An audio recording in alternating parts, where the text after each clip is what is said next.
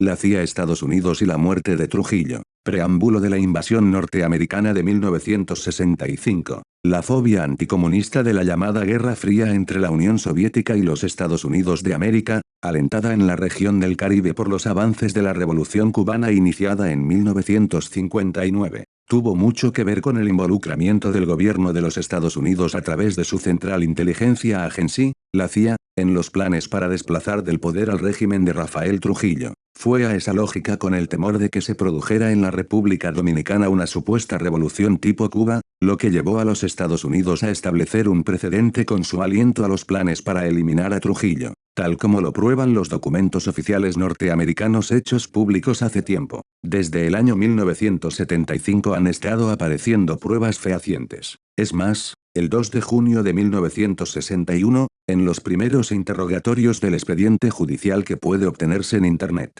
varios de los conjurados del 30 de mayo dicen que contaban en sus planes con el apoyo del gobierno de los Estados Unidos para matar a Trujillo y hacerse con el poder. Como complot, el hecho del 30 de mayo fue un fracaso. Solamente se eliminó la cabeza más visible del régimen. Los dominicanos y sus familiares involucrados en la eliminación física de Trujillo sufrieron represión, tortura y muerte, sin que el poder norteamericano los protegiera. Sin embargo, varios de los agentes norteamericanos involucrados en la conjura, entre ellos Wallace Berry, alias Lorenzo Vimpis, recibieron la protección extranjera y se les puso a salvo fuera del país. Después, y sobre todo en 1965, los documentos norteamericanos ya de conocimiento público, indican que Vimpis estaba espiando y delantando en contra de los patriotas constitucionalistas. Tres de los funcionarios que más tuvieron que ver en el año 1965 con la crisis dominicana y la respuesta que dio el gobierno de los Estados Unidos ordenando la ocupación militar del país, formaron parte del grupo ejecutor de la política de apoyo del gobierno norteamericano al complot para derrocar a Trujillo. Esos funcionarios, entre varios, eran el consejero nacional de seguridad George Bandy,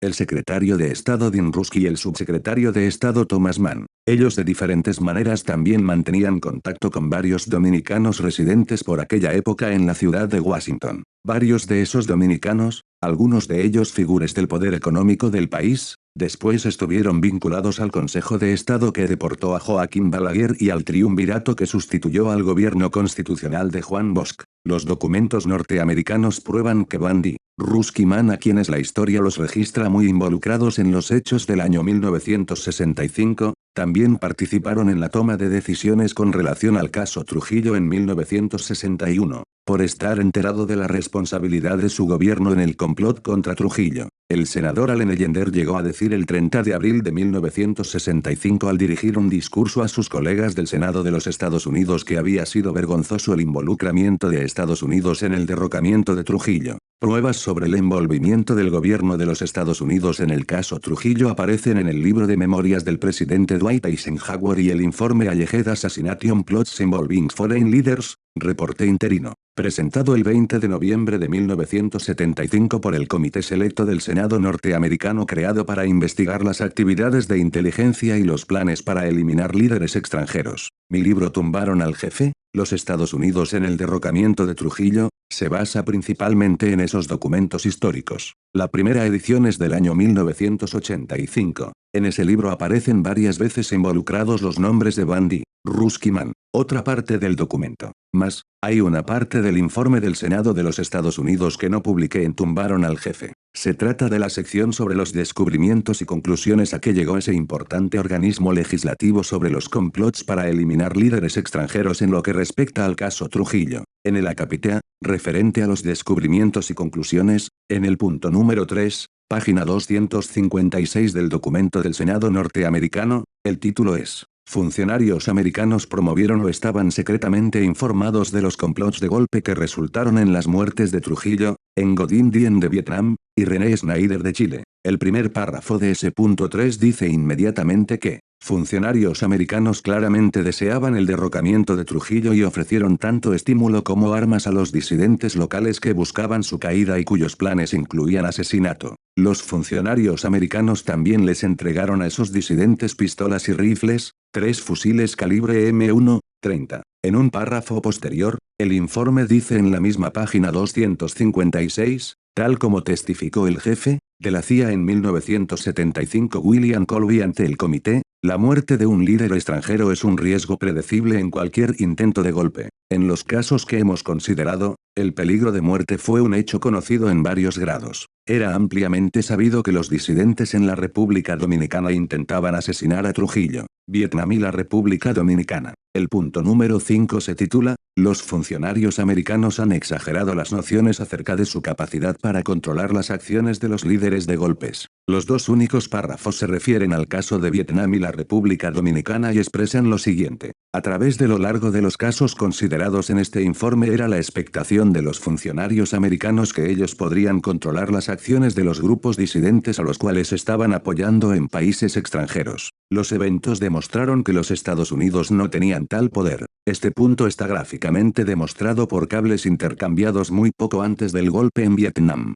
El embajador Henry Cabot Lodge cablegrafió a Washington el 30 de octubre de 1963 que él no podía parar el golpe. Un cable de William Bandy en respuesta estableció que nosotros no podemos aceptar la conclusión de que no tenemos poder para retrasar o desestimar un golpe. El golpe tuvo lugar 3 días después, muy poco después de la experiencia de Bahía de Cochinos, en Cuba, del 17 al 18 de abril de 1961, el cuartel general de la CIA requirió a sus operativos en la República Dominicana decirles a los disidentes que apagaran el intento de asesinato, debido a que los Estados Unidos no estaban preparados para enfrentar las consecuencias. Los disidentes replicaron que el asesinato era su asunto y que no podía suspenderse para ajustarse a las conveniencias del gobierno de los Estados Unidos. Eisenhower y Kennedy y la Capitec C, a partir de la página 260 del informe del Comité Senatorial Norteamericano, en su punto 2 relacionado con descubrimientos relacionados con el nivel al cual los complots fueron autorizados. En su letra C trata del caso Trujillo.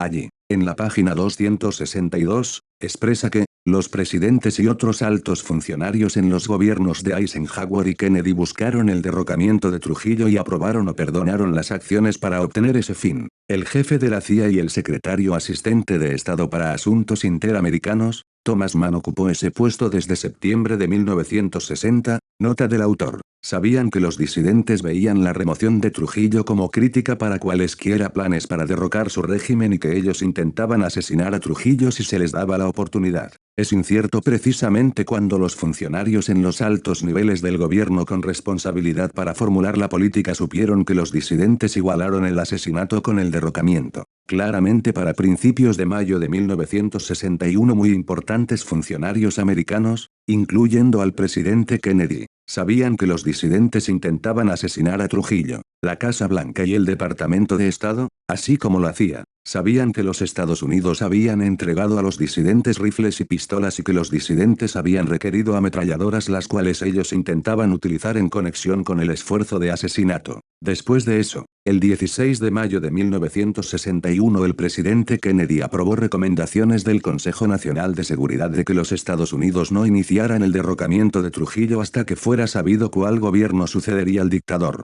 Esa recomendación era consistente con intentos anteriores iniciados por la CIA para desestimar el asesinato planeado y en consecuencia evitar problemas potenciales producidos por un vacío de poder que pudiera surgir. Después de decidir desestimar el planeado asesinato, el jefe de la CIA instruyó a que las ametralladoras no fueran pasadas a los disidentes dominicanos. Esta política fue reconfirmada por el Departamento de Estado, el Grupo Especial y en un cable del 29 de mayo de 1961, por el propio presidente Kennedy.